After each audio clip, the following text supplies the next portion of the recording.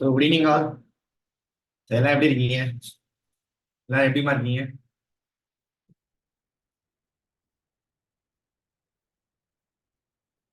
Very good evening all.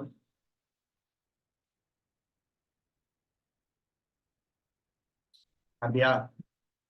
Sir காலைல ஏன் இப்போ கிளாஸ் வர மாட்டேங்க யாருமே? காலைல ரெக்கார்டிங் கிளாஸ் பாக்குறீங்களா இல்லையா? ஈவினிங் தான் வரீங்க எல்லாருமே.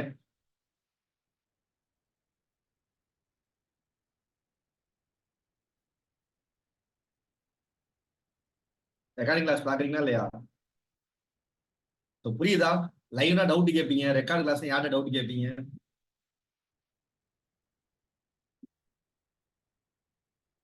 ஸோ பிடிஎஃப் குரூப்பை போட்டோம்லாம் யூஸ்ஃபுல்லாக இருந்துச்சா? பார்த்தீங்களா? பார்த்தீங்களா?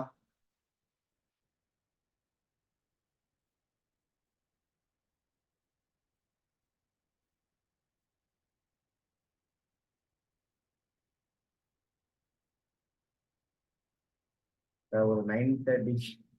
என்ன பிரச்சனைனா, நான் ஒரு அகாடமி வேலைக்கு போயிட்டு இருக்கேன். ஸோ அதனால எனக்கு காலையில எனக்கு கிளாஸே போட வேணாம் தான் பார்த்தேன். ஆனா இப்போ உங்களுக்கு சிலபஸ் கரெக்டா கூட்டு போகணும்.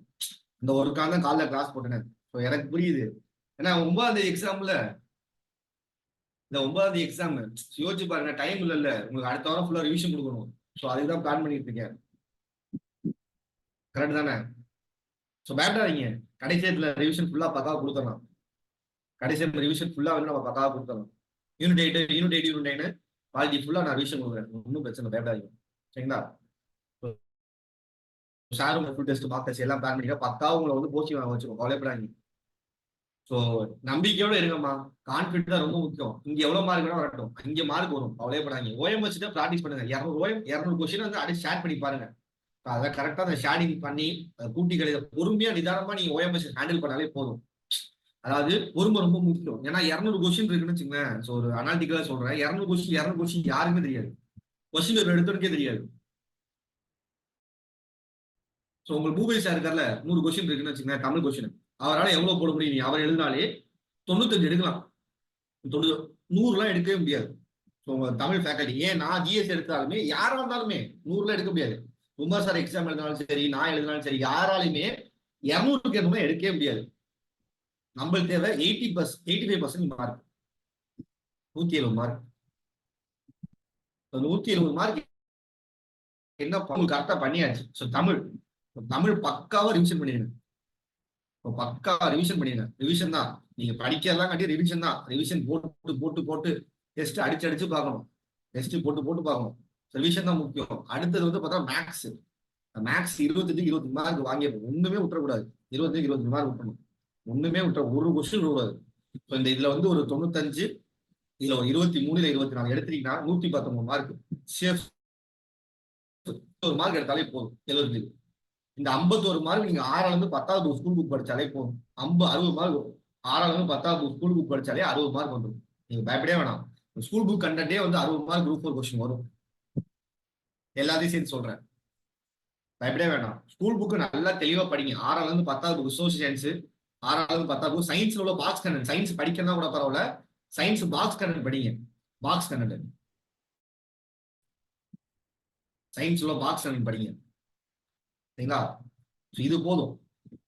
ஸோ இனிமே நீங்க என்ன பண்ணக்கூடாது அப்படின்னா, நான்வெஜ் சாப்பிடவே கூடாது இந்த 2 வாரத்துக்கு. ஸோ நான்வெஜ் சுத்தமா அவாய்ட் பண்ணிடுங்க. So pure vegetable. அப்புறம் பாயில் பண்ண எதையுமே சாப்பிடாதீங்க. பாயில் பண்ண எதையுமே சாப்பிடாதீங்க. வீட்டுல செஞ்சா ஓகே, வெளியே சாப்பிடாதீங்க. நல்லா தூங்குங்க. ரெஸ்ட், நல்லா தூங்குங்க. பிரெயினுக்கு நல்லா ரெஸ்ட் கொடுங்க. இந்த ஒரு 15 நாள் என்ன பண்ணணும் அதை சொல்லிட்டு நம்ம கிளாஸ்ல போறோம். அந்த 15 days என்ன பண்ணணும் அப்படின்னா, காலையில 4 மணிக்கு எந்திரிங்க. ஸோ 4 மணிக்கு எந்திரிங்கன்னா நைட் எத்தனை மணிக்கு? 10 மணிக்கு தூங்கிடுங்க. நைட்டு 10 மணிக்கு 2 வாழைப்பழம் ஒரு மில்க். ஸோ மில்க்கு 2 வாழைப்பழம் சாப்பிட்டுட்டு நல்லா தூங்குங்க. காலைல 4 மணிக்கு எந்திரிங்க. ஸோ பெங்களூர் எழுதிங்கன்னா பனானாவுக்கு பெங்களூர் எழுதிட்டேன். ஸோ சொல்லுங்க. ஸோ பெங்களூர் படிச்சு எல்லாமே பெங்களூர் ஆச்சு. ஸோ 4 மணிக்கு எந்திரிச்சு கொஞ்சம் வேக்கப் ஆயிட்டு, ஸோ கொஞ்சம் தான் நடங்க. ஒரு 15 minutes வாக் பண்ணிட்டு ஃப்ரெஷ் அப் ஆயிட்டு, ஸோ 4:30 மணிக்கு உட்காருங்க. 4:30 to 6:30 தமிழ். சார் கிளாஸ் போட்ட 7 மணிக்கு போங்க, இல்லைன்னா 1/2 hour கழிச்சு 7 to 8:30 தமிழ் மறுபடியும். அடுத்தது 10 மணிக்கு 10 to ஏதாவது ஒரு சப்ஜெக்ட். ஃபர்ஸ்ட் ப்ரிஃபரன்ஸ் எது கொடுக்கணும்னா பாலிட்டி, ரெண்டாவது ப்ரிஃபரன்ஸ் எது கொடுக்கணும்னா யூனிட் 8, மூணாவது ப்ரிஃபரன்ஸ் வந்து பார்த்தோன்னா யூனிட் 7. இது 3ல இருந்து அதிகமாக மார்க் வரும். ஸோ இதுல இருந்து 13 மார்க் வரும், இதுல இருந்து வந்து பார்த்தோன்னா 15ல இருந்து 20 மார்க் வரும். ஸோ இதுல இருந்து 6ல இருந்து 7 மார்க் வரும். ஸோ இது 3 பார்த்தாலும் 35 மார்க். ஓகேவா? 3ல இருந்து 35 மார்க். ஸோ வேற இது இல்லாம என்ன படிக்கிறான்னு யூனிட் 9. யூனிட் 9ல 3 மார்க் தான், 3ல இருந்து 4 மார்க் வரும். ஸோ முடிச்சே போதும். அதுல தமிழ்நாடு ஜியோகிராஃபில இருந்து ஒரு கொஸ்டின் வரும். நம்ம தமிழ்நாடு ஜியோகிராஃபி நடத்தினோம், தமிழ்நாடு ஜியோகிராஃபி ஒரு கொஸ்டின் வரும். அதுக்கப்புறம் அந்த ஸ்கீம்ஸ் ஆக்ட் ஒரு கொஸ்டின் வரும். ஸ்கூல் புக்ல உள்ள ஆக்ட் அதை நான் எல்லாமே கொடுத்துருவேன். அந்த ஆக்டை படிச்சாலே போதும், அதுல ஒரு மார்க் கன்ஃபார்ம் வந்துடும். ஸோ பயப்படவே வேண்டாம். அதுவே போதும். மோர் தென் இப்போ சார் வந்து எக்கனாமிக்ஸ் நடத்திருப்பாரு. எக்கனாமிக்ஸ்ல இருந்து 4 மார்க் வந்துடும், 4 to 5 மார்க் வரும். எக்கனாமிக்ஸ்ல 4 to 5 மார்க் வரும். வேற யூனிட் 4ல இருந்து 4 to 5 மார்க் வரும். சயின்ஸ் 9 மார்க் வரும். எப்படி அப்ரோச் பண்ணும்? இப்போ சயின்ஸ் கொஸ்டின் ஒண்ணுமே தெரியல, எப்படி சார் அப்ரோச் பண்ணும்? 4 ஆப்ஷன் இருக்குமா? இதுதான் எல்லா கொஸ்டின்லயும் இருக்கும். 4 ஆப்ஷன் இருக்குமா சயின்ஸ் கொஸ்டின்? இது எப்படி ஆன்சர் பண்றது? சோ சப்போஸ் சயின்ஸ்ல ஆல் தி அபோவ்னு சொல்லிட்டு ஒரு ஆன்சர் இருந்துச்சுங்க, அதை கண்ணை மூட்டு டிக் பண்ணிருங்க. சயின்ஸ்ல ஆல் தி அபோவ்னு ஒரு கொஸ்டின் ஆன்சர் வருதுன்னா அதை கண்ணை மூட்டு டிக் பண்ணிருங்க. 95% கரெக்டா இருக்கும். நீங்க ப்ரீவியஸ் இயர் கொஸ்டின் 2013ல இருந்து 2023 வரை ஆல் தி அபோவ்னு ஒரு கொஸ்டின் சயின்ஸ்ல இருந்தா 95% கரெக்டா இருக்கும். 1-2 மிஸ் ஆகும், மேக்ஸிமம் கரெக்டா இருக்கும். சரிங்களா? இது ஃபர்ஸ்ட் சயின்ஸ் கொஸ்டின் அப்ரோச் பண்றது. ரெண்டாவது வந்து பார்த்தா ரீசன் அசிஸ்டன்ட் ரீசன் கொஸ்டின் கேட்பாங்க. அந்த கொஸ்டின் என்னன்னா all is correct expression of A. இது சயின்ஸ், இது ஒரு ட்ரிக். சப்போஸ் சயின்ஸ்ல ஒண்ணுமே தெரியல, என்ன சார் போனா 2 ஆப்ஷன். B for best. சில பேர் பி, சில பேர் சி போடுவாங்க. உங்க விருப்பம். 2ல ஏதாவது ஒரு ஆப்ஷன். எல்லாத்துக்கும் ஒரே ஆப்ஷன் போட்டு வந்து சி ஃபார் சாம்பியன். ஸோ இதுதான் நான் ஃபாலோ பண்ற டெக்னிக். சயின்ஸை பொறுத்தவரைக்கும் நான் படிச்சதே இல்லை, சத்தியமான சயின்ஸ் எல்லாம் படிச்சதே இல்லை. So B. ஸோ ஒரு 10 கொஸ்டின் இருக்கு, 10 கொஸ்டின் சயின்ஸ் ஒண்ணுமே தெரியும்னா வரிசையா பி போடுங்க. 10க்குமே பி போடுங்க. நீ 3 கரெக்ட் ஆகும், 3 மார்க் வந்துடும். இல்லையா சி போடுங்க, 3 கரெக்ட் ஆகும். உங்க லக்கு தான் 4 கரெக்ட் ஆகும். ஸோ இது வந்து மினிமம் மார்க் சொல்றேன். மினிமமா 3ல 4 கரெக்டா இருக்கும். 5 கூட கரெக்டா இருக்கும், யாருக்கு தெரியும்? ஓகேவா? இதுதான் சயின்ஸ் அப்ரோச் பண்றது. புரியுதாப்பா? சயின்ஸை தெரியாத விடையை தெரிந்த மாதிரி விடையில் இருப்பது எப்படி? சோ இப்போ வந்து பாத்தீங்கன்னா 200 கொஸ்டின் இருக்குமா? 200 கொஸ்டின் இருக்குன்னு வச்சுங்க. தமிழ்ல பொறுத்தவரையும் ஃபர்ஸ்ட் 100 கொஸ்டின். இந்த 100 கொஸ்டின்ல ஃபர்ஸ்ட் பார்த்தோன்னு உங்களுக்கு பளிர்னு ஆன்சர் வந்து 80 கொஸ்டின். இந்த 80 கொஸ்டின் நீங்க கரெக்ட், இதுல எந்த ஒரு தப்பு பண்றாங்க? ஏன்னா கண்டிப்பா நீங்க படிச்சது 80 கொஸ்டின் கரெக்டா போட்டுறீங்க.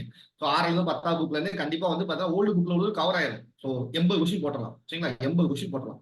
மீது உள்ள 20 கொஸ்டின் என்னன்னா 10 கொஸ்டின் டவுட்டா இருக்கும், 10 கொஸ்டின் ஒண்ணுமே தெரியாம இருக்கும். ஸோ புதுசா கேட்பாங்க, அந்த மாதிரி இருக்கும். இந்த 10 கொஸ்டின் டவுட்டா இருக்குல்ல, இதை கரெக்டா யோசிச்சு போட்டுருங்க.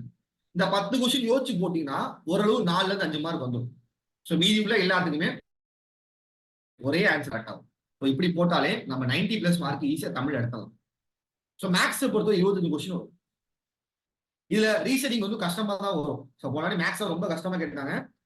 ஸோ நீங்க என்ன பண்ணணும்னா 6ல இருந்து 10ஆவது புக்ல உள்ள மேக்ஸ் நம்ம எல்லாத்தையும் சால்வ் பண்ணி பாத்துருங்க. 6ல இருந்து 10ஆவது புக்ல எல்சிஎம், ஹெச்சிஎஃப், ஜிசிடி எல்லாமே, simple interest, compounders, area, volume எல்லாத்தையுமே சால்வ் பண்ணிருங்க. மேக்ஸிமம் ஸ்கூல் புக்ல இருந்து போனாடி 20 கொஸ்டின் வந்துச்சுப்பா.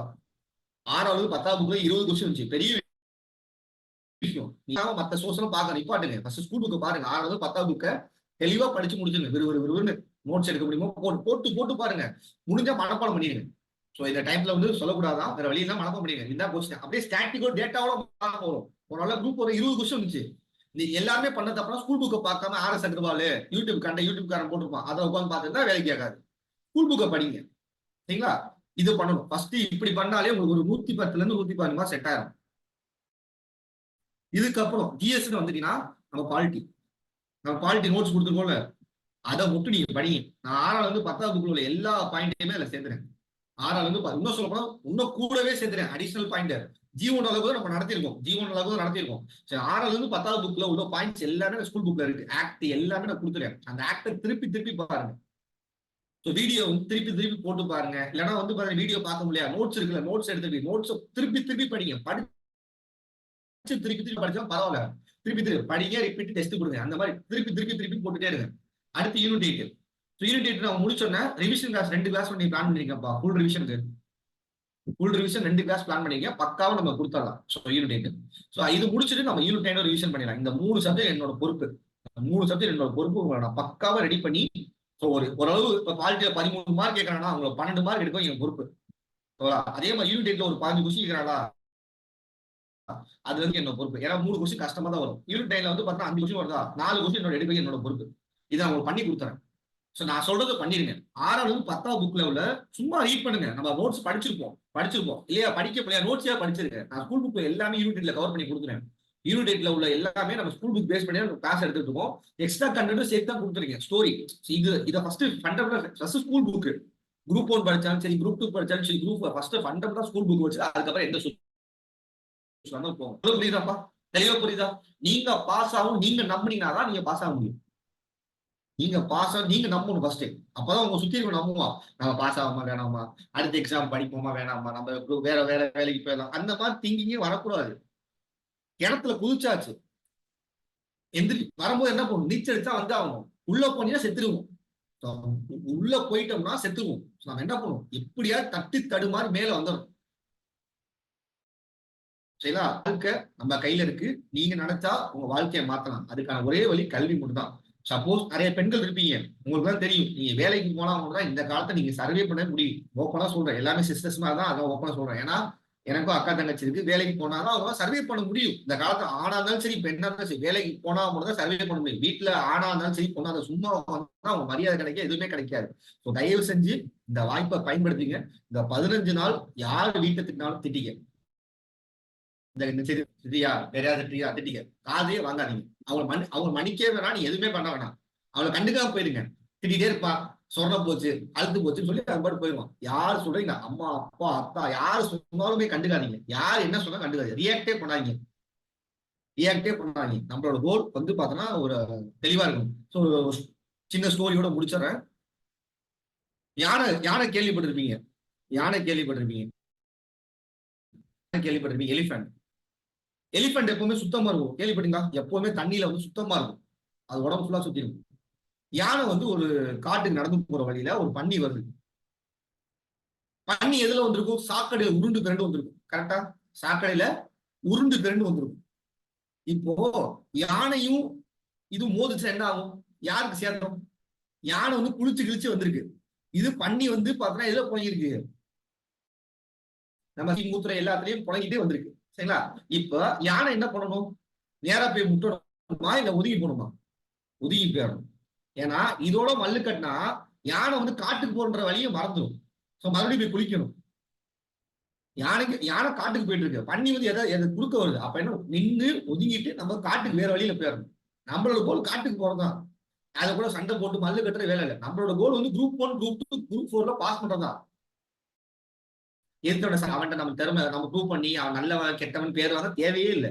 நீ வச்சுக்க, நல்லவனா வச்சுக்க, நல்லவன் கெட்ட தேவையே இல்லை. நம்மளோட கோல் குரூப் 4ல போய் போஸ்டிங் உட்காரணும். சேரா தௌலத்தா கேஜிஎஃப் சொல்ற மாதிரி என்ன ப்ரோ ஓரளவு தான், அந்த மாதிரி வந்து நம்ம சேர்ல போய் உட்காரணும். சரிங்களா? அதுக்கப்புறம் வந்து பேசுவான், சொந்தக்காரன் மாமா மச்சான் எல்லாருமே பேசுவான், என் புள்ள என் இந்த வார்த்தை மாறும். அது வேற வாய் நார வாய மாறும். பொறுமையா இருங்க, யாரையும் பழிவாங்க வேணாம். நம்மளோட கோல் போட்டு போயிட்டே இருங்க. சரிங்களா? ஓ சரிங்களா? அடுத்த கிளாஸ்ல போலாம். ரொம்ப போலாம். ஸோ பக்காவா பிளான் பண்ணிக்கிங்கப்பா. உங்களுக்கு என்ன வேணுமோ நீங்க பிளான் பண்ணிக்கிங்க.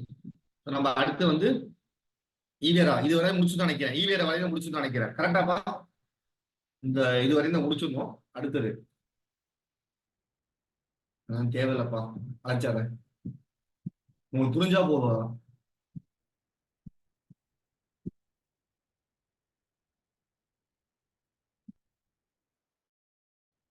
கேப் என்ன சொன்ன, கேப் எதுக்கு கேப்ல சொல்லியிருந்தேன்? என்சிஎம்கா எதுக்கு கேப்ல சொல்லியிருந்தேன் தெரியலையே. என்சிஎம் தானே, என்சிஎம் எழுதியாச்சேம்மா. அதான் அங்க இதுல எழுதியாச்சே பார்த்து. ஒரு நிமிஷம். என்சிஎம் தான் காலையில முடிச்சாச்சு. கிலோபோன் ஒன்று பார்த்தோம். அதுக்கப்புறம் இந்த என்சிஎம் பார்த்தோமே, இந்த 6 பாயிண்ட் பார்த்தோமே, எழுதியாச்சுல. இந்த 6 பாயிண்ட் பார்த்தோமே, ஞாபகம் இருக்கா நந்தினி? இதுதான் என்சிஎம், இவ்வளவுதான்மா. கேப் சொல்லுங்க. ஓகேமா. இப்ப அடுத்து வந்து சுராஜ் பாட்டி தான் நம்ம பார்க்க போறோம். சுயராஜ்ய பாட்டி.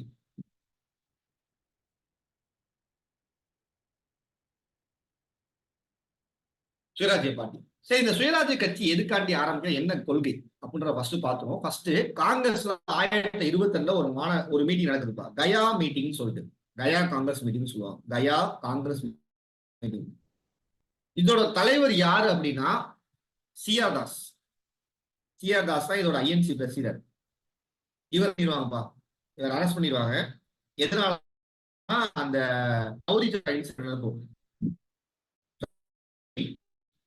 இவர் அரெஸ்ட் பண்ணிடுவாங்க. இவர் தான் அந்த வக்கீல வாதாடி இவர் அரெஸ்ட் போட்டுருவாங்க.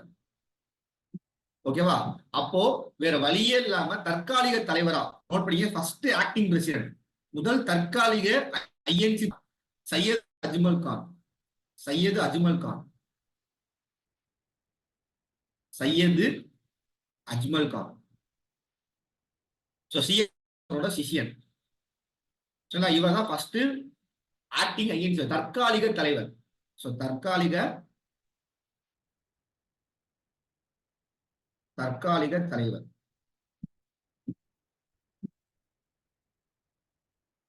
ஓகேவா? தற்காலிக தலைவர். சோ இந்த மாநாடுல என்ன முடிவு பண்றாங்கன்னா, ரெண்டு காங்கிரஸும் ஒரு பிரிவு வருதுப்பா. காங்கிரஸ் ஒரு பிரிவு வருது. காங்கிரஸ்ல பிரிவு வருது. எப்படி காந்தி வந்து எப்படி வந்து என்சிஎம் க்ளோஸ் பண்ணலாம் அப்படின்னு சொல்லி பிரிவும், க்ளோஸ் பண்ண சரிதான் சொல்லி ஒரு பிரிவும் சண்டை போடுது. எப்படி க்ளோஸ் பண்ணலாம், யாரு கேட்டு க்ளோஸ் பண்ணலாம், அவரை நம்பிதான் நான் பதவியெல்லாம் இழந்துட்டு வந்தோம், கவர்மெண்ட் ஜாப்பா ரிசைன் பண்ணிட்டு வந்தோம். சோ எல்லா வேலை வாய்ப்பு எல்லாத்தையும் விட்டுட்டு வந்தோம். திடீர்னு அவர் பாட்டு க்ளோஸ் பண்ண, யாரு கேட்டு க்ளோஸ் பண்ண? காந்தி சொன்னா அவர் க்ளோஸ் பண்ணதான் கரெக்ட் சொல்றாங்க. காங்கிரஸ்ல உட்பிரிவு வருது. காங்கிரஸ்ல வந்து பார்த்தா ரெண்டு பிரிவா பிரியுது. ஒரு பிரிவு வந்து மாற்றம் வேணும்னு சொல்றாங்க, எங்களுக்கு சேஞ்சஸ் வேணும்பா, இப்படிதான் சரி வராது அப்படின்னு சொல்லி மாற்ற வேணும்னு சொன்னாங்க. ப்ரோ சேஞ்சஸ், மாற்றம் வேண்டும் அவர்கள். ப்ரோ சேஞ்சஸ், அதெல்லாம் ஒரு விளக்கனே வேணாம், இப்படியே இருக்கட்டும் அப்படின்னு சொல்றாங்க. நோ சேஞ்சஸ், காந்தி ஆதரவாளர்கள். காந்தி சொன்னா கரெக்ட் தான் ஐயா, மாற்றம் வேண்டாம் அப்படின்னு சொல்லி என்ன பண்றாங்க, ரெண்டு பிரிவா பிரிறாங்க. எந்த மாநாட்டுல? 1922 கயா காங்கிரஸ் மாநாட்டுல. சொல்ல வந்து பார்த்தா ஒத்துழையாமை வந்து க்ளோஸ் பண்ணிடுவாரு. நம்ம ஒத்துழையாமை பார்த்தோம்ல, எதுக்காண்டி ஆரம்பிச்சாங்க? ரவுலட் சத்யாகிரகா, ஜாலியன்வாலா படுகொலைக்காண்டி ஒத்துழையாமை ஆரம்பிக்கப்பட்டது. ஒத்துழையாமை போட்டப்போ யாருப்பா ஐஎன்சி பிரசிடண்டா? 1920 விஜய ராகவாச்சாரியார். ஓகேவா? ஆக்சுவலா ரெண்டு மாநாடு போட்டிருப்பாங்க 1920 செப்டம்பர் மாநாடு, டிசம்பர் மாநாடு. செப்டம்பர்ல டிசம்பர் வந்து விஜய் டிசம்பர்ல போட்ட மாநாடுல தான் என்ன பண்ணிப்பாங்க, என்சிஎம்க்கு ஒப்புதல் கொடுத்திருப்பாங்க. ஓகேவா? பிரபலமா போயிட்டு இருக்கும் தமிழ்நாடு. நிறைய பேர் வேலையை ரிசைன் பண்ணிட்டு வந்தாரு. பெரியார் என்ன பண்ணிருப்பாரு, வீட்டுல உள்ள எல்லா கல்லுக்கடையும் மறியல கல்லுக்கடை எல்லாத்தையும் அழிச்சிருப்பாரு. அவங்க பாட்டி தாத்தா எல்லாத்தையும் நம்ம காதியை மாத்திட்டு இருப்பாரு. சோ சில பேருக்கு வந்து ரொம்ப கடுப்பாயிருச்சு, நம்ம இவ்வளவு பண்ணிருக்கோமே, இவர் பாரு திடீர்னு க்ளோஸ் பண்ண, யாருக்கு க்ளோஸ் பண்ணு சொல்லி கடுப்பாயிட்டாங்க. அவர் க்ளோஸ் பண்ண காரணம் சௌரி சௌரா இன்சிடென்ட். ஏன்னா வந்து அது வைலன்ஸா மாறிச்சு. அதனால வந்து வன்முறைக்கு உதாரணமா போயிடக்கூடாது அப்படின்னு சரிங்களா? சோ இதனால பிடிக்காம ரெண்டு பிரிவா மாறுதுப்பா. அந்த அது ஒரு பிரிவு தான் சுயராஜ்ய கட்சி. அது ஒரு பிரிவு தான் சுயராஜ்ய கட்சி. சோ இந்த சுயராஜ்ய கட்சின்றது வந்து பாத்தீங்கன்னா காங்கிரஸ்ல இருந்த உட்பிரிவுப்பா. காங்கிரஸ்ல இருந்து பிரிஞ்ச ஒரு கட்சி. இப்ப ஏடிஎம்கே டிஎம்கே இருக்குல்ல, இப்ப எக்ஸாம்பிள் வந்து பாத்தீங்கன்னா இப்ப ஏடிஎம்கே எத்தனை கட்சியா இருக்கு? சும்மா பாலிடிக்ஸ் பேச நினைக்கிறாங்க. ஏடிஎம்கே ஒரு கட்சி இருக்கு ஒரிஜினலா. அதுக்கப்புறம் பன்னீர்செல்வம் தனியா ஒரு கட்சி ஆரம்பிச்சிருக்காரு. சோ பன்னீர்செல்வம், அப்புறம் அமமுக, அப்புறம் வந்து இவரு அம்மா அப்படின்னு சொல்லி ஏதோ கட்சி வச்சிருக்காரு. அப்புறம் வந்து தீபா அக்கா ஒரு கட்சி வச்சிருக்காரு. 5 பிரிவா இருக்கு. ஒரே கட்சி 5 இருக்கு. அதே மாதிரிதான் காங்கிரஸ் என்ன பண்ணுச்சுன்னா, அந்த காலத்துல காங்கிரஸ் என்ன பண்ணுச்சுன்னா, ஒரே கட்சி 2 பிரிஞ்சிருக்கு.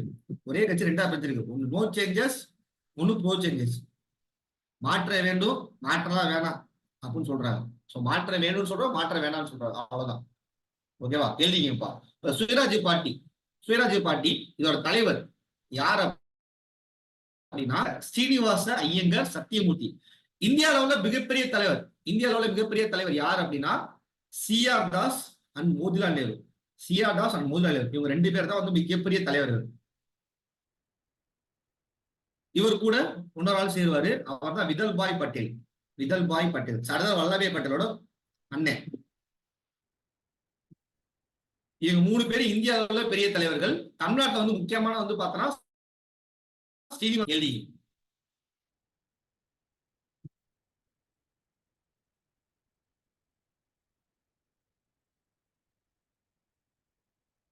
நான் சொல்ற ஸ்டோரி புரியுதம்மா? அந்த அவுட்லைன் கார்டு எவ்வளவு சொன்னேன். நம்ம ஸ்கூல் புக்ல 2 வார்த்தை தான் கொடுத்துருப்பாங்க. நான் ஸ்டோரி கார்டு எவ்வளவு சொன்னேன்.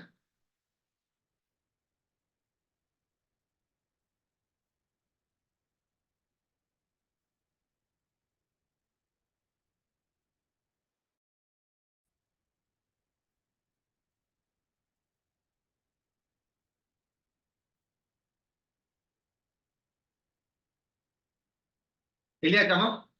இல்லையாச்சா? சரிப்பா. இவங்க மாற்றம் வேணும்னு சொன்னாங்களே, எதுல மாற்றம் வேணும்னு சொல்றாங்க? எதுல மாற்றம் வேணும் அதை பாத்துருவோமா? அதை நம்ம பார்க்கவே இல்லை. எதுல மாற்றம் வேணும்னு சொல்றாங்க அப்படின்னா, எதுல மாற்றம் வேணும்னா தேர்தலில் போட்டிட்டு கவுன்சிலுக்குள்ள போய் அங்க போற சட்டங்களை போடணும் பண்ணுவோம். அந்த ஆக்ட பாஸ் பண்ண விடாம பண்ணுவோம் அப்படின்னு சொல்லி குரூப் கிளம்புது. அதனால 1023 தேர்தல் நடக்குதுப்பா. ஸோ ஆக்சுவலா நீதி கட்சிக்கும் உங்களுக்கு போட்டி போட்டு நம்ம தனியா பார்ப்போம். நீதி கட்சி பார்க்கும்போது 23 சுயராஜ்ய பார்ட்டி வந்து போட்டி போடுது. ஃபர்ஸ்ட் டைம் போட்டி போடுது. பெங்கால் பீகார்ல என்ன பண்ணாலும் ஆட்சியை பிடிக்குதுப்பா. பெங்கால் பீகார் சைட்ல வந்து ஆட்சி பிடிக்குது. தமிழ்நாட்டுல ஈஸியா மாறுது. மிகப்பெரிய ஒரு எதிர்கட்சி. ஏன்னா ஸ்ரீனிவாஸ் ஐயங்கர் ரொம்ப முக்கியமான ஒரு லாயர்.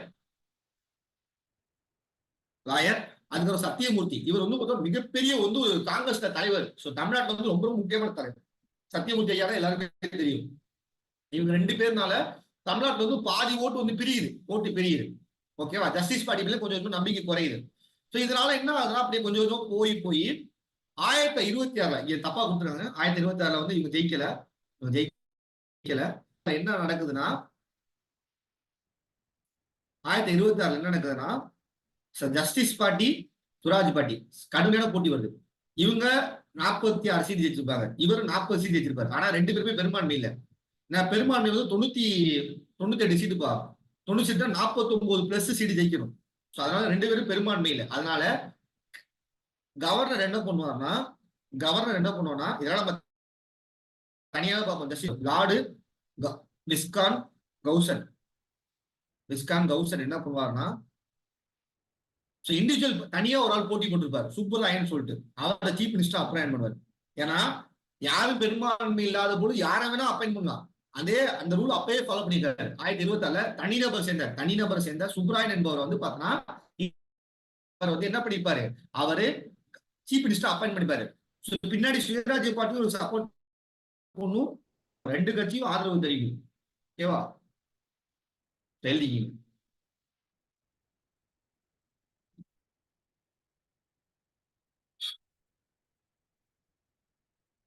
டேக் கேர்மா. ஹெல்த்தை பாத்துங்க. ஓகேமா.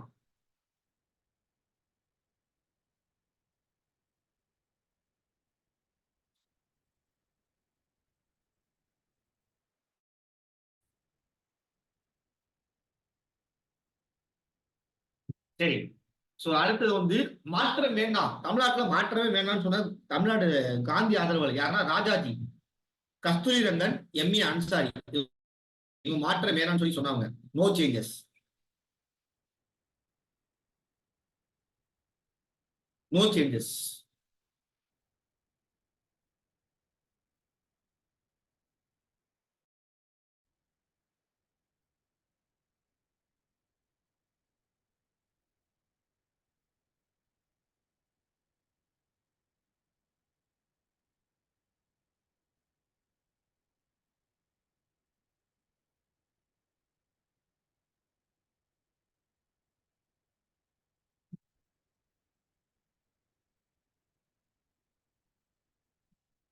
ஓகே.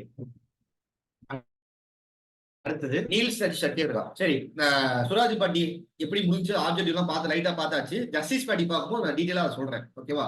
நீல் சத்யகிரகா சத்தியகிரக போராட்டம் என்ன நடக்குது அப்படின்னா ஜேம்ஸ் நெயில்ன்ற ஒருத்தர் இருப்பார். ஜேம்ஸ் நெயில்ன்ற ஒருத்தர் ஒரு ஸ்டாச்சு வந்து பார்த்தா மெட்ராஸ்ல வச்சிருப்பாங்க. இவர் யாரு, அவர் யாருன்னு அவர்கிட்ட கேட்காதீங்க, சுத்திலாட்ட கேளுங்க அப்படின்ற மாதிரி கேட்டா அவங்க என்ன சொல்றாங்கன்னா 1857 கழகத்தை மிகச்சிறந்த முறையில் கான்பூர்ல கான்பூர்ல கான்பூர் நிறைய பேர் படுகொலை பண்ணார். கான்பூர் வந்து ஒரு படுகொலை பண்ணி கொல்லப்பட்டாரு. சோ கான்பூர்ல சுட்டுக் கொல்லப்பட்டார். ஆனா நிறைய பேரை வந்து என்ன பண்ணார், கான்பூர் மக்களை கொண்டிருக்காரு. அந்த பழிவாங்கல் வந்து கான்பூர்ல வந்து ஒரு செஞ்சுட்டாங்க 1857. இருந்தாலும் இவரோட சிலை எங்க இருக்குன்னா மவுண்ட் ஃபோர்ட்ல இருக்கு. மவுண்ட் ஃபோர்ட் மெட்ராஸ்ல இருக்கு.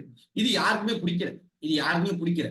இந்த சிலையை ரிமூவ் பண்ணலாம்னு சொல்லி ஃபர்ஸ்ட் ஐடியா கொடுத்தது யாருன்னா மண்டையம் திருமலைச்சாரி. மண்டையம் திருமலைச்சாரி.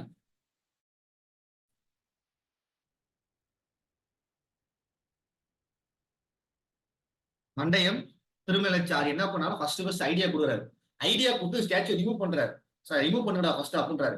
இந்த போராட்டத்துல கலந்துட்டு முக்கியமான தமிழ்நாட்டு பெண்மணி யாருன்னா பத்மினிஸ்ரீ அம்மாள். டிஎன்பிசி கொஸ்டின் மா, பத்மினிஸ்ரீ அம்மாள் மதுரையை சேர்ந்த பொண்ணு. பத்மினிஸ்ரீ அம்மாள் இறங்கிடுவாங்க களத்துல. சோ எல்லா மதுரை பீப்புள்ஸும் இறங்கிடுவாங்க. மதுரையில் உள்ள எல்லாருமே என்ன பீப்புள்ஸ் எல்லாமே இதுல டைரக்டா இன்வால்வ் ஆகி பயங்கரமா ப்ரொடெஸ்ட் பண்ணுவாங்க. இதுக்கு காந்தியை சப்போர்ட் பண்ணுவாரு. பண்ணுங்கடா தம்பிடா நான் பாத்துக்கிறேன் அப்படின்னு சொல்லி காந்தியை சப்போர்ட் பண்ணுவாங்க. சோ உடனே என்ன பண்ணுவாங்க, காந்தி அளவு இறங்கிடுவாங்க. மிகப்பெரிய அளவு ஒரு போராட்டம் மாறுது. மிகப்பெரிய. ஆனா இந்த போராட்டம் கைவிடப்பட்டது. எதனாலனா சைமன் குழு வந்திருப்பாங்க. சைமன் குழு வந்தனால சைமன் குழு ப்ரொடெஸ்ட் சொல்லி காங்கிரஸ் அறிவிச்சாங்க. அதனால இந்த போராட்டத்தை விட்டு அந்த போராட்டத்துக்கு போயிடுவாங்க. நல்லா கவனிச்சு சத்தியகிரா நீல் சிறிய சத்தியாகிரகம் சொல்லுவாங்க. நீல் ஜேம்ஸ் டெய்லர் யாருன்னா 1857 கான்பூர் நிறைய மக்கள் ஒடுக்குனவரு. அதுக்கு வழிகாட அவரை அங்கேயே சுட்டு கொண்டுருவாங்க 1857. இவரோட சிலை மவுண்ட் ஃபோர்ட்ல மெட்ராஸ்ல இருக்கும். இந்த சிலையை நிமித்த சொல்லி என்ன யாரு போராட்டம் பண்ணுவாங்கன்னா மதுரை மக்கள் போராட்டம் பண்ணுவாங்க. இது தலைமை நடந்த யாருன்னா எஸ்.எம். சோயமையார். இவர் வந்து திருநெல்வேலி சேர்ந்தவர். அதுக்கப்புறம் பத்மினிஸ்ரீ அம்மாள். அப்புறம் வந்து பார்த்தோம்னா மதுரை மக்கள், முக்கியமா மதுரை மக்கள் இந்த போராட்டத்துக்கு காந்தியை சப்போர்ட் பண்ணிப்பாரு. ராஜாஜி 1937 ஆட்சிக்கு வந்த உடனே இந்த சிலையை என்ன பண்ணிடுவாரு, மியூசியத்துக்கு ஷிஃப்ட் பண்ணிடுவாரு. மவுண்ட் ஃபோர்ட்ல அந்த மவுண்ட் ரோட்ல அந்த சிலையை வந்து என்ன மியூசியத்துக்கு ஷிஃப்ட் பண்ணிடுவாரு. 4 பாயிண்ட் எழுதி 4 பாயிண்ட் எழுதி எக்ஸ்ட்ரா சொல்றது எழுதி போறது எழுதிட்டீங்க. அதுதான் ரொம்ப முக்கியம்.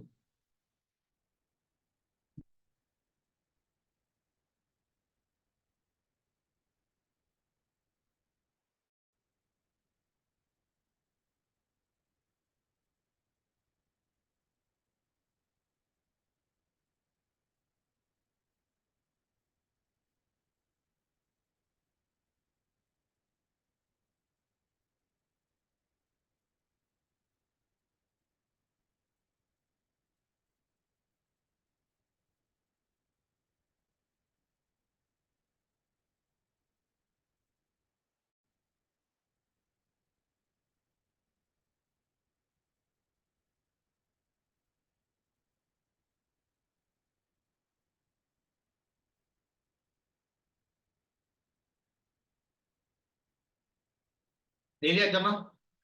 இந்த 4 பாயிண்ட் எழுதியாச்சா? இப்ப இதுல டிஎன்பிசி கொஸ்டின் குரூப் 1 ஒரு வாட்டி கொஸ்டின் எடுக்கிறாங்கம்மா. நீல் சட்டி கலந்துட்ட தமிழ்நாடு பெண்மணி கலந்துட்ட தமிழ்நாடு பெண்மணி யாருப்பா? இந்த ஸ்லைட்ல இல்ல, மறைச்சு வச்சிருக்கேன். சொல்லுங்க. பத்மினிஸ்ரீ அம்மாள். அந்த அம்மா இந்த ஊருக்காரங்க. அந்த அம்மா இந்த ஊருக்காரங்க. மதுரையை சேர்ந்தவங்க. மதுரையை சேர்ந்தவங்க. மதுரையை சேர்ந்தவங்க அந்த அம்மா. சரிங்களா? மதுரையை சேர்ந்தவங்க. சோ ஃபர்ஸ்ட் நீல் சட்டியை ரிமூவ் பண்ணலாம்னு சொல்லி ஐடியா கொடுத்தாரு யாரு? மண்டையம் திருமலைச்சாரி. மண்டையம் திருமலைச்சாரி. சோ இந்த ஸ்டாச்சுவை வந்து மியூசியத்துக்கு மாத்தினார் யாரு? ராஜா. எப்ப மாத்தினாரு? 1937. கைவிடப்பட்டது. சைமன் குழு வந்திருப்பாங்க. அந்த போராட்டத்துக்கு போற இந்த போராட்டத்தை கைவிட்டு இருப்பாங்க. புரியுதா? புரியுதாப்பா? கிளியரா? அடுத்து போலாமா? ஓகே. அடுத்தது நம்ம சைமன் கமிஷன். சைமன் கமிஷன் 7 பேர் கொண்ட குழுப்பா. 7 பேர் கொண்ட குழு. எல்லாருமே ஆங்கிலேயர்கள். எல்லாருமே ஆங்கிலேயர்கள். ஒயிட் மேன் அப்படின்னு சொல்லுவாங்க. ஒயிட் மேன் சொல்லுவாங்க.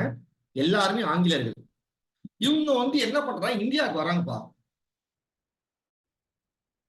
இந்தியாவுக்கு வந்தப்போ எல்லாரும் பயக்காட் கோ பேக் சைமன். இப்ப go back Modi, go back ராகுல் போறான். அந்த மாதிரி கோ பேக் சைமன் அப்படின்ற கொட்டேஷன் ஃபர்ஸ்ட் டைம் வருது.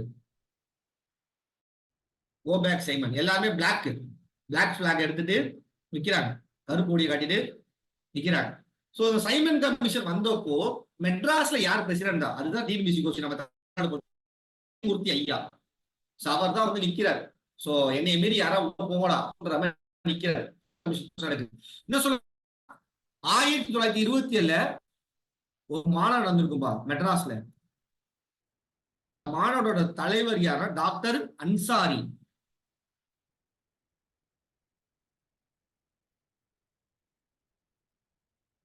டாக்டர் அன்சாரி இந்த மாநாட்டுல 2 முக்கியமான முடிவு எடுத்திருப்பார்.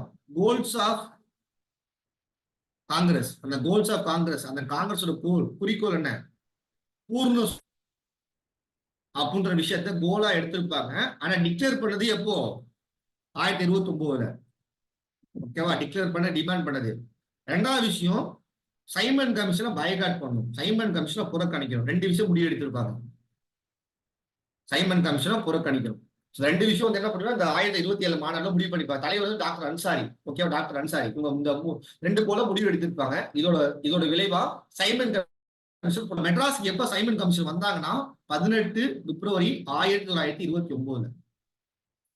சரிங்களா? இந்தியாவுக்கு ஃபர்ஸ்ட் சைமன் கமிஷன் எந்த இடத்துக்கு வந்தாங்கன்னா பாம்பேக்கு வந்திருப்பாங்கப்பா. பாம்பேக்கு வந்திருப்பாங்க 1928. இந்த குழு எப்போ போடப்பட்டதுன்னா 1927. அவ்வளவுதான்ப்பா, எழுதிக்க.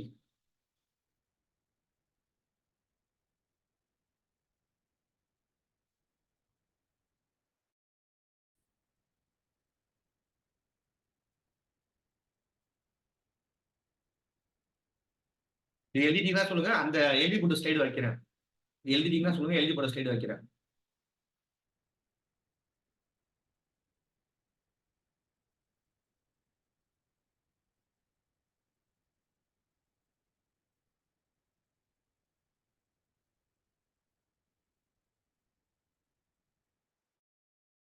இது எழுதிக்கணும். எழுதி எழுதியாச்சும் சொல்லுங்க, அடுத்து நான் போறேன்.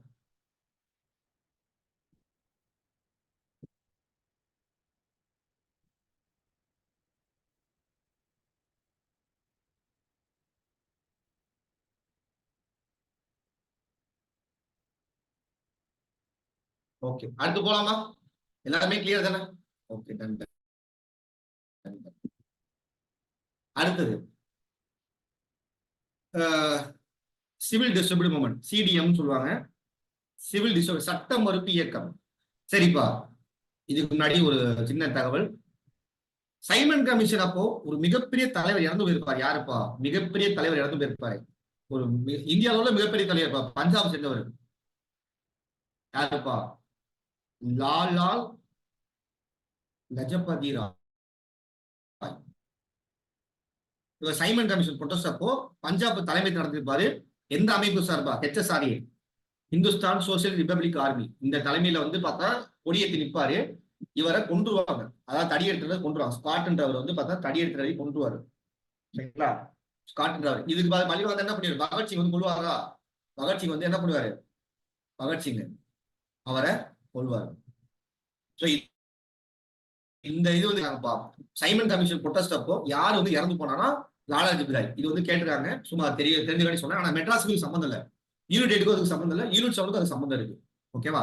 சோ சிவில் டிஸ்ட்ரிபியூட் மூவ்மெண்ட், சட்ட மறுப்பு இயக்கம். சட்ட மறுப்பு இயக்கம். இந்த சட்ட மறுப்புன்ற வார்த்தையை காந்தி எங்க இருந்து எடுத்தார்னா தோரு அப்படின்ற ஒரு ரஷ்யா அறிஞர் தந்து இந்த வார்த்தையை எடுத்தாரு, சட்ட மறுப்பு.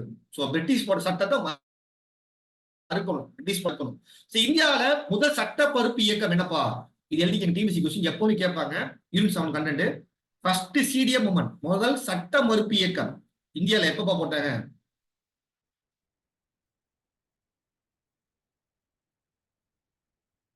அதுக்கப்புறம் ஃபர்ஸ்ட் உண்ணாவிரத போராட்டம், ஃபர்ஸ்ட் ஹங்கர் ஸ்ட்ரைக்,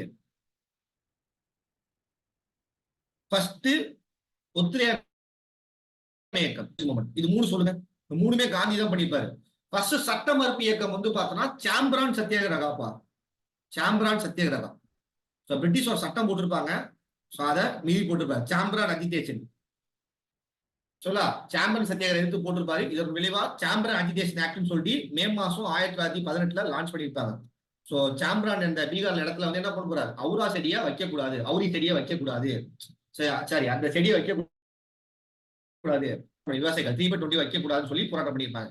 சோ அதுக்கப்புறம் ஃபர்ஸ்ட் ஹங்கர் ஸ்ட்ரைக், உண்ணாவிரத போராட்டம் வந்து பார்த்தோம்னா அகமதாபாத் மில் ஸ்ட்ரைக். குஜராத் உள்ள அகமதாபாத் மில் ஸ்ட்ரைக் உண்ணாவிரத போராட்டம். ஃபர்ஸ்ட் ஒத்துழையாமை இயக்கம் வந்து என்னன்னா, ஃபர்ஸ்ட் ஒத்துழையாமை இயக்கம் வந்து பாத்தீங்கன்னா கேதா சத்தியகிரகம். ஸோ பிரிட்டிஷ் வந்து டாக்ஸ் கேட்டா சொல்றான், டாக்ஸ் கட்ட முடியாது, ஒரு மண்ணும் கட்ட முடியாது, போடா இருக்கே காசு இல்லை, எங்கடா டாக்ஸ் கட்டணும்னு சொல்லி கேதா சத்தியா சொல்லியிருப்பாங்க. இது மூணுமே டீம்ஸ் அடிக்கடி கேட்பாங்க, நோட் பண்ணிக்கங்க. ஸோ சாம்பரன் சத்தியாகிரகம் எப்ப நடந்துச்சு? நான் கிளாஸ்ல சார் சொல்லியிருப்பாரு. சாம்பரன் சத்தியாகிரகம் 1917 நடந்துச்சு. இது 2018.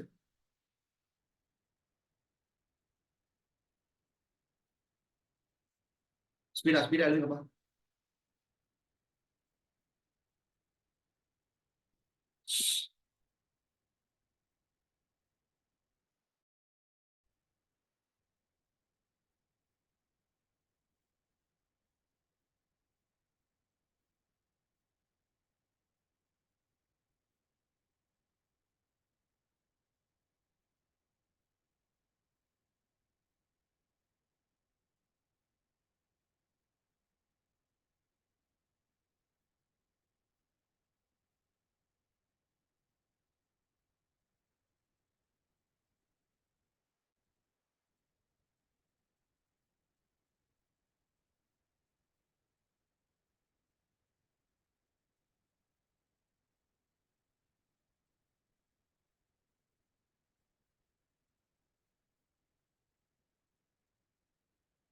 இப்ப நம்ம டாபிக்ல வந்துடலாம். சிவில் டிஸ்டர்பிள் மூவ்மெண்ட்.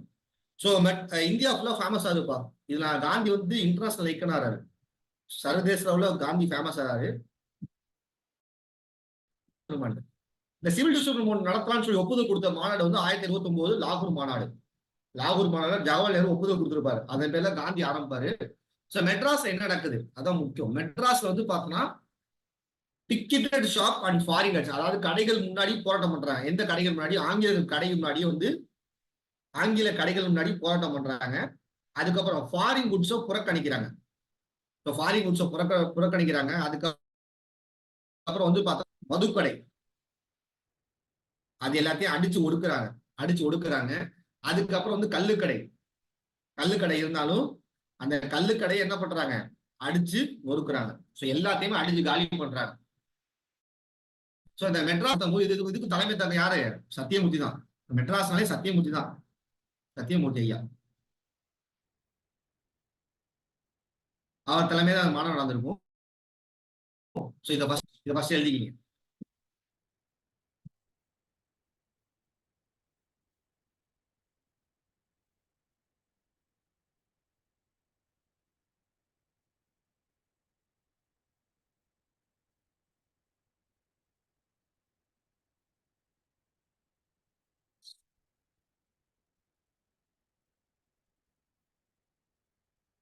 வெளியேற்றமா ஃபர்ஸ்ட் பாயிண்ட் அடுத்து தனியா எழுதி சொல்லி தரமா? ஃபர்ஸ்ட் பாயிண்ட் எழுதியாச்சா? First point எழுதியாச்சா?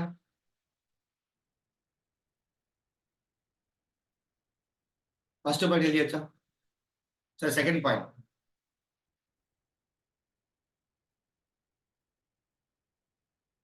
செகண்ட் பாயிண்ட் தான் டிஸ்கஸ் பண்ண போறோம். வேதாரண்யம் சால் சத்தியகிரகா. வேதாரண்யம் உப்பு சத்தியாகிரகம். வேதாரண்யம் உப்பு சத்தியாகிரகம். வேதா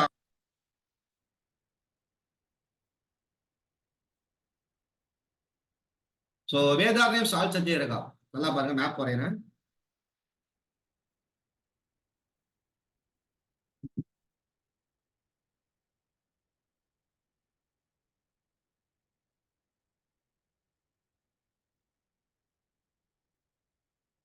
திருச்சி. ஸோ தனியாக கூட வரையறேன். தமிழ்நாடு மேப் தான் வந்து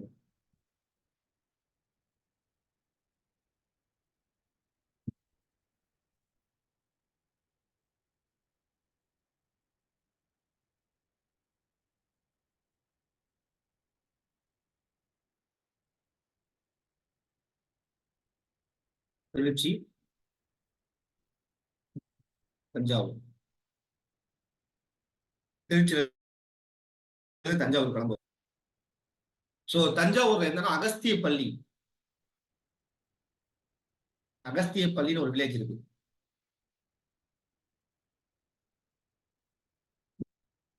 அந்த இடத்துல கிளம்புவாரு. So Trichy to Thanjavur. So Vedaranyam salt satyagraha திருச்சியில இருந்து தஞ்சாவூர் போவாரு. ஸோ உப்பு வரியை மீறதுக்காண்டி உப்பு வந்து எடுக்கக்கூடாது, இது பிரிட்டிஷ் சட்டம் போட்டுறோம். அந்த உப்பு வரியை மீறி உப்பு எடுக்கிறது, அந்த உப்பு வரியை மீறி உப்பு எடுக்கிறதுக்காண்டி என்ன பண்ணுவாரு, டாக்ஸ் அதை மீறி அவர் என்ன பண்ணுவோம், உப்பு வரியை மீறி அந்த உப்பை எடுக்கணும். அதுக்கானதான் அந்த வேதாரண்யம் சாட்சியத்தை நடத்துறாங்க. இந்த வேதாரண்யம்ன்றது எங்கன்னா தஞ்சாவூர்ல இருக்குப்பா. இப்ப பிரசன்டே நாகப்பட்டினம், வேதாரண்யம்ன்றது தஞ்சாவூர்ல இருக்கு. வேதாரண்யம் வந்து பார்த்தோம்னா திருச்சி டு தஞ்சாவூர் நடந்தே போவாரு. ஸோ எப்ப ஆரம்பிப்பாருன்னா 13 ஏப்ரல் ஆரம்பிச்சு 28 ஏப்ரல்ல போவாரு. 15 நாள் டிராவலு. இவருல தலைமை தர ராஜாஜி தான்ப்பா. இது தலைமை தர ராஜாஜி தான். ஸோ இவர் கூட முக்கியமான ஒரு பொண்ணு வந்து பார்த்தா Rukmani Lakshmipathi.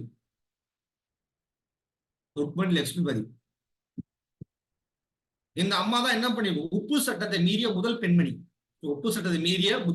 First woman to break salt law. உப்பு சட்டத்தை மீறிய முதல் பெண்மணி. உப்பு சட்டத்தை மீறிய முதல் பெண்மணி யாரு, ருக்மணி லட்சுமிபதி. அதனால அம்மா என்ன பண்ண பெனால்டி கட்டிருக்கும் உப்பு எடுத்ததுக்காண்டி. இன்னும் சொல்ல போனா ராஜாஜி அரெஸ்ட் ஆனதுக்கு அப்புறம் ருக்மணி லட்சுமி லீடரா இருப்பாங்க. ராஜாஜி அரெஸ்ட் ஆனதுக்கு அப்புறம் என்ன பண்ணும், ருக்மணி லட்சுமி தான் லீடரா இருப்பாங்க. இப்ப ரீசெண்டா இதுல என்ன கொஸ்டின் கேட்கறதுனா, தஞ்சாவூர் கலெக்டர் யாருங்க இருக்காங்கப்பா. தஞ்சாவூர் கலெக்டர் வந்து ஜே.ஏ. த்ரோன். இதெல்லாம் ஸ்கூல் புக்ல இல்ல, கொஞ்சம் நோட் பண்ணிக்க. ஜே.ஏ. த்ரோன் இவர் தான் தஞ்சாவூர் மாவட்ட கலெக்டரா இருப்பாரு. இவர்கிட்ட பர்மிஷன் வாங்கிட்டே போவாங்க ராஜாஜி. அவ்வளவு தில்லான ஆளு. ஏன்னா லாயர்ல தில்லான ஆளு. இறங்கிட்டாரு, கோதல இறங்கிட்டாரு. சோ அவுட்லைன் புரியுதா,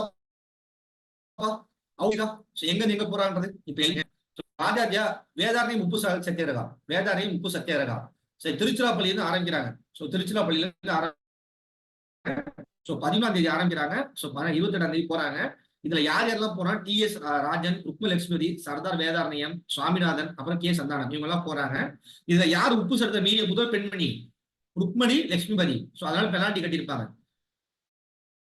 இதுல 2 பாட்டுப்பா, கத்தின் யுத்தம் என்று வருகிறேன் அப்படின்னு சொல்லி நாமக்கல் கவிஞர் எழுதின பாட்டை பாடியிருப்பாங்க. அதுக்கப்புறம் அச்சம் என்பதில்லை யாரோட பாட்டுப்பா, அச்சம் என்பதில்லை அது யாரோட பாட்டு, பாரதியாரோட பாட்டு. கலெக்டர் நேம் வந்து பார்த்தா தோருப்பா. கலெக்டர் நேம் வந்து தோரு. ஜே.ஏ. த்ரோன். அச்சம் என்பதில்லை யார் பாடிப்பா, பாடியிருப்பார். அந்த பாரதியார் பாட்டும் ரொம்ப ஃபேமஸா இருக்கும். அந்த பாட்டை பாடி தான் போவாங்க. ஓகேவா, எழுதிங்க. ஒரு அவுட்லைன் புரியுதா, எழுதிங்க.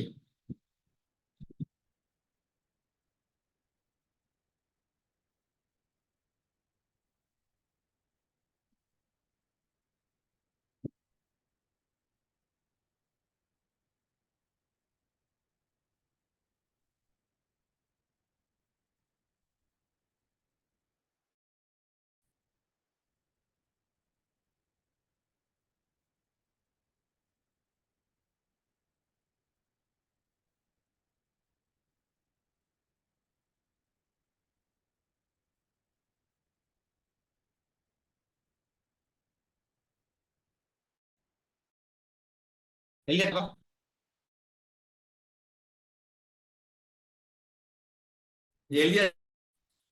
வேதாரண்யம் சால் சத்தியாகிரகம்.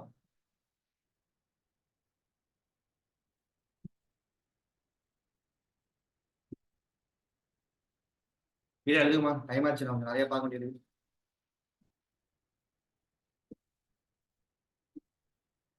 சரிப்பா, அடுத்தது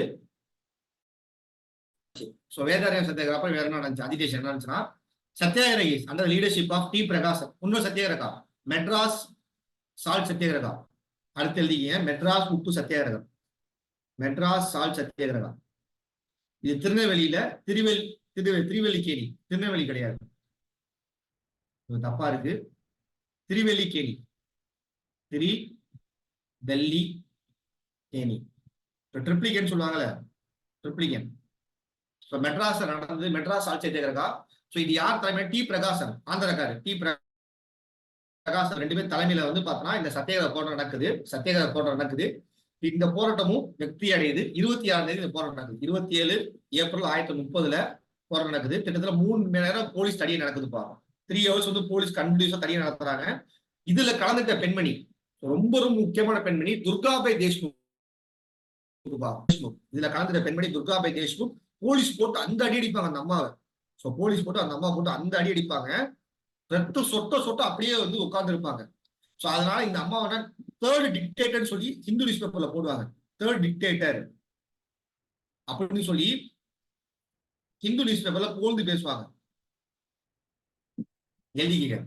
சோ மெட்ராஸ் சால் சத்தியாகிரகல வந்து பார்த்தா துர்கா பிரதேஷ்முக்கு சால் சத்தியாகிரகல யாருன்னா ருக்மணி லட்சுமி. ஓகேவா? ஓகேவா? எழுதிக்க.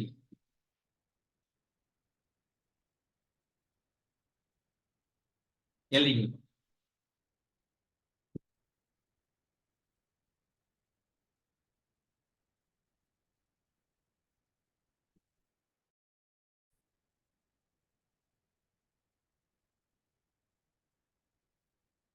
எழுதியாச்சாமா? இங்க அதான் கொடுத்துருக்கேன். TNPSC question. யார் உப்பு சத்தியாகிரகம் மீறக்காடி வழிகட்டினா? ருக்மணி லட்சுமிபதி. எந்த சத்தியாகிரகம்? வேதாரண்யம் சத்தியாகிரகம். திருநெல்வேலி கிடையாதுப்பா, திருவல்லிக்கேணி. சோ திருநெல்வேலியும் கொடுத்து தப்பா இருக்கு.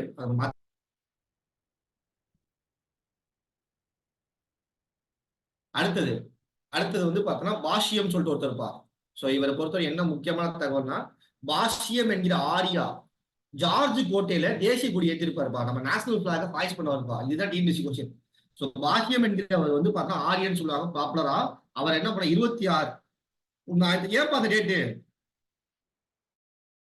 26/1. அப்ப என்ன? இப்ப குடியரசு தினம். அப்ப என்னவா இருக்கும் அது? 26 ஜனவரி 1930 என்ன தினம்ப்பா? நம்ம பூர்ண சுராஜ் டேன்னு அறிவிச்ச ஞாபகம் இருக்கா? நம்ம பாரதியில பாத்துருவோம். பூர்ண சுராஜ் டேன்னு சொல்லி அறிவிச்ச ஞாபகம் இருக்காப்பா? பூர்ண சுராஜ் டேன்னு சொல்லி அறிவிச்ச ஞாபகம் இருக்கா? அறிவிச்ச ஞாபகம் இருக்கா?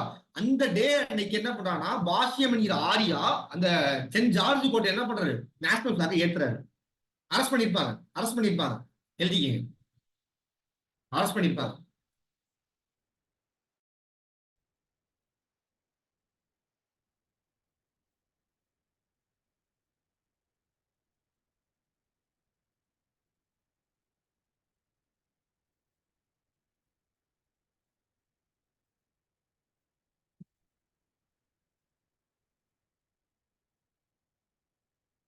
சோ இதுக்கப்புறம் 1930க்கு அப்புறம் என்னம்மா சுப்பிரமணியம் மதுரை காந்தின்னு பேர் ரொம்ப ரொம்ப பாலிடிக்ஸ்ல ரொம்ப முன்னேறி வந்துருவாரு. சோ இவர் கொஞ்சம் கொஞ்சம் பிரபலமாயிட்டு வருவாரு.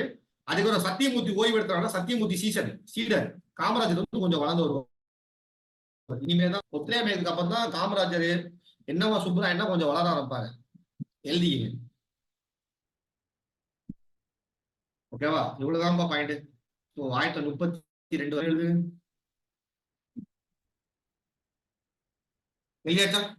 எழுதியாச்சாமா? எல்லாரும் எழுதியாச்சுல? ஓகே. அடுத்து திருப்பூர் குமரன். இவரை பத்தி கேள்விப்படாத ஆளே இருக்க மாட்டார். யாருப்பா? கொடிக்காத்த குமரன் சொல்லுவாங்க. கேள்விப்பட்டிருக்கீங்களா? கொடிக்காத்த ஏன்ப்பா அப்படி சொல்றாங்க அப்படின்னா, நேஷனல் பிளாக் உழு வந்துருக்கும்பா. நேஷனல் பிளாக் மேல இருந்து அப்படியே கீழே சார்ந்து வரும். அப்ப என்ன குடிக்க பிடிச்சிட்டே இருப்பாரு. போலீஸ் போட்டு அந்த அடி அடிப்பாங்க. ஆனா உடவே மாட்டாரு. அப்படியே குடிச்சிட்டே நிப்பாரு. எரிவு குடிச்சு தாய்மணி கடி தாய்மணி ஜெயிக்கின்ற பழைய செத்து போயிட்டாரு. அதனால என்ன கொடி காத்த குமரன், திருப்பூர் குமரன் ரொம்ப பிரபலமானவர். திருப்பூர் குமரன் இப்ப திருப்பூர் வந்து தமிழ்நாட்டுல இல்ல. ஆனா என்ன பண்றது, திருப்பூர் வந்து நார்த் இந்தியாவுக்கு போயிருச்சு. சோ வேற வழி இல்ல. ஆனா அந்த காலத்து திருப்பூர் வந்து தமிழ்நாட்டுல இருந்துச்சு. இப்ப திருப்பூர் வந்து பார்த்தா பீகார்காரங்க போயிருச்சு. சரிங்களா? திருப்பூர் குமரன். திருப்பூர் குமரனோட உயிர் தியாகம். ஓகேவா? சோ 11/1/1932 அன்னைக்கு போலீஸ் வந்து பயங்கரமா தாக்கியிருக்காங்க. அதுல குமாரசாமி என்ன பண்றாருன்னா, கையில ஏந்தி கொடியேந்தி நிக்கிறாரு. அவர் கொடியேந்தி நிக்கும் போதே அவர் அதை அடிச்சு கொண்டுறாங்க. அப்படி இறந்து போறாரு. அதனால அவர் கொடிக்காத்த குமரன் சொல்றாங்க. இந்த டேட் ரொம்ப முக்கியம். யாராவது திருப்பூர் ரீசெண்டா யாராவது போனீங்களா? திருப்பூர் அது பீகார் தெரியலப்பா. அந்த அளவுக்கு மாறிடுச்சு. ஃபுல்லா எல்லா கடையில இருந்து வீடுல இருந்து எல்லாம் அங்கேதான் இருக்கு. சும்மா ரேண்டமா போனப்பே போலீஸ் ஸ்டேஷன் கோர்ட்டு மட்டும் மாறல, மற்றபடி எல்லாம் மாறிடுச்சு. ஜவுளி கடையில இருந்து எல்லா கடையும் மாறிடுச்சு.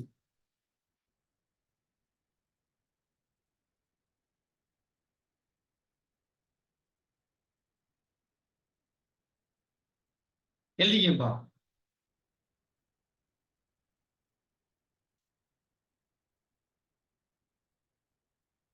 தமிழ்நாட்டுல திருப்பூர் இருக்குப்பா. தமிழ்நாடு திருப்பூர் தான் தமிழ்நாட்டுல திருப்பூர் தான் சொல்றேன். தமிழ்நாடு திருப்பூர் இருக்கு. ஆனா திருப்பூர்ல தமிழ்நாடு இல்ல. அவ்வளவுதான் வித்தியாசம். தமிழ்நாடு திருப்பூர் இருக்கு. திருப்பூர்ல தமிழ்நாடு இல்ல. ரொம்ப மோசமா போயிருச்சுமா, ரொம்ப மோசமா போயிருச்சு.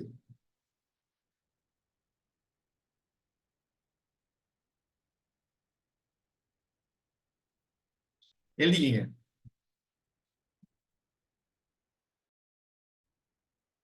சரி, அடுத்தது ஃபர்ஸ்ட் காங்கிரஸ் மினிஸ்ட்ரி. சோ இதுவரை எழுதியாச்சா? அடுத்து காங்கிரஸ் மினிஸ்ட்ரி. ஃபர்ஸ்ட் காங்கிரஸ் அமைச்சரவை. 1937 எலெக்ஷன் இருக்குது. நான் சொன்ன மாதிரி யார் இப்ப ஜெயிக்கிறா? காங்கிரஸ் ஜெயிக்கிறாங்க. காங்கிரஸ் ஜெயிச்சு ஃபர்ஸ்ட் ஆட்சி பிடிக்கிறாங்க. காங்கிரஸ் ஜெயிச்சு ஆட்சி பிடிக்கிறாங்க. ராஜாஜி சீஃப் மினிஸ்டர் ஆறாரு. சோ சென்ட்ரல் லெவல்ல யாரு? சென்ட்ரல் லெவல்ல நம்ம தலைவர் பிஎம் யாரு? நேரு வந்து ஆட்சியை பிடிச்சி ஜம்முன்னு உட்காந்துருக்காரு. ராஜாஜி தமிழ்நாட்டுல இல்ல. இவர் வந்த உடனே முதல் பண்ண விஷயம் மது விலக்கு தான் பண்ணாரு. சேலத்துல மது விலக்கு பண்ணாரு. சோ டிபிசி கோவில் இந்தியாவில ஃபர்ஸ்ட் மது விலக்கு பண்ணப்பட்ட இடம் வந்து பாத்தீங்கன்னா சேலம். எழுதிக்கிங்க.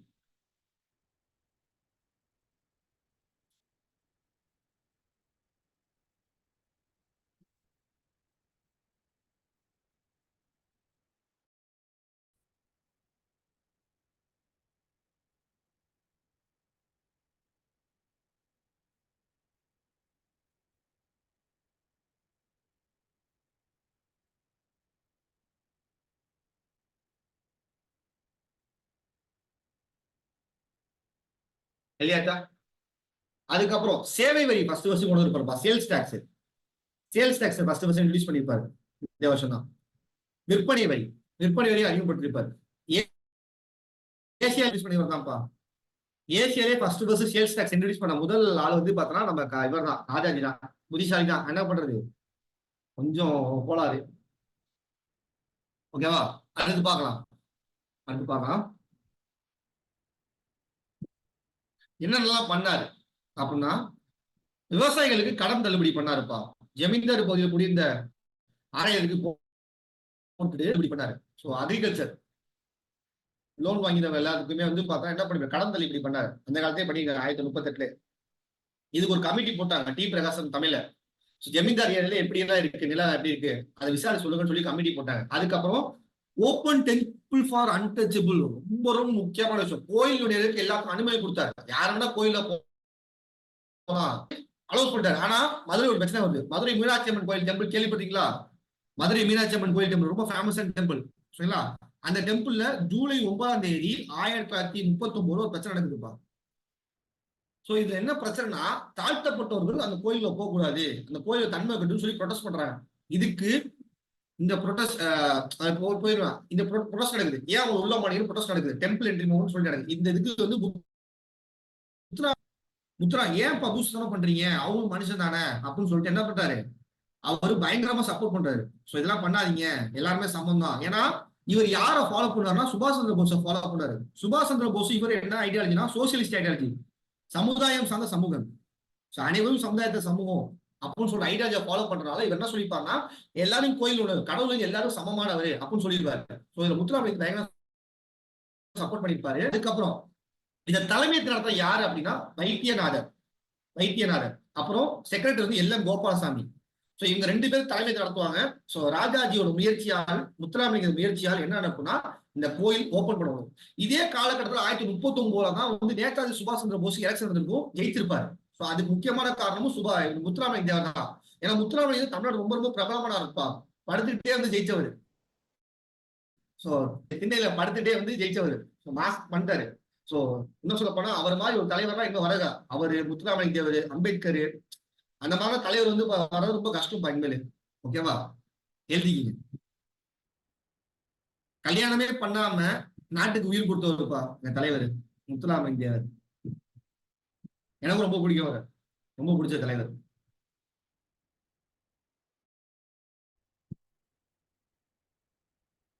சரிங்களா? இதுதான் ரொம்ப முக்கியம். இந்த டேட்டா தான் முக்கியம். எழுதிக்க.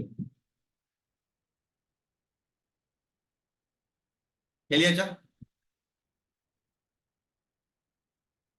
அதுக்கப்புறம் ராஜாஜி என்ன பண்ணாரு அப்படின்னா, ஹிந்தியை வந்து ஸ்கூல்ல கொண்டு இருப்பா. இது என்ன ஸ்கீம்னா வர்தா ஸ்கீம். நம்ம ஆல்ரெடி பார்த்தோம், ஞாபகம் இருக்கா? வர்தா ஸ்கீம். வர்தா ஸ்கூலோட பிரின்சிபல் யாருப்பா? யூனிட் 10ல பார்த்தோமே. வர்தா ஸ்கூலோட பிரின்சிபல், வர்தா ஸ்கூலோட பிரின்சிபல் யாரு? நம்ம கிளாஸ்ல பார்த்தோமே. வர்தா ஸ்கூலோட பிரின்சிபல் யாரு?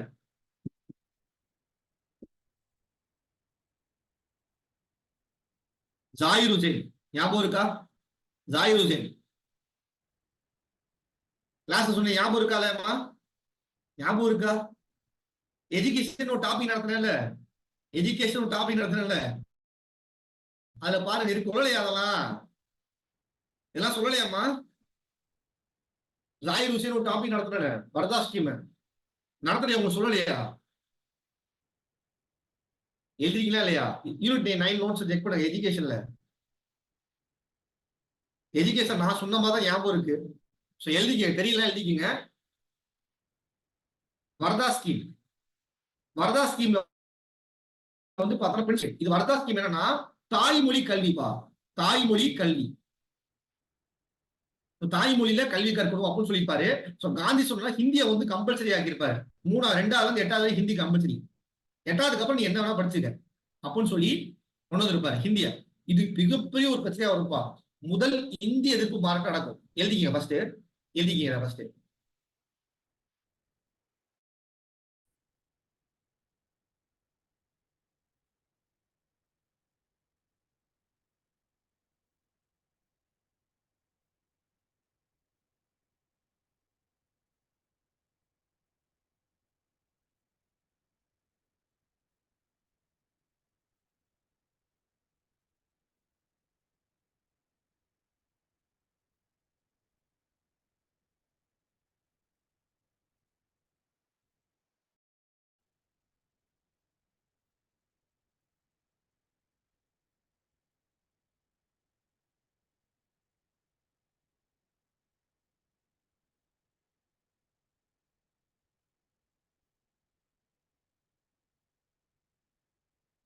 எழுதியாச்சமா?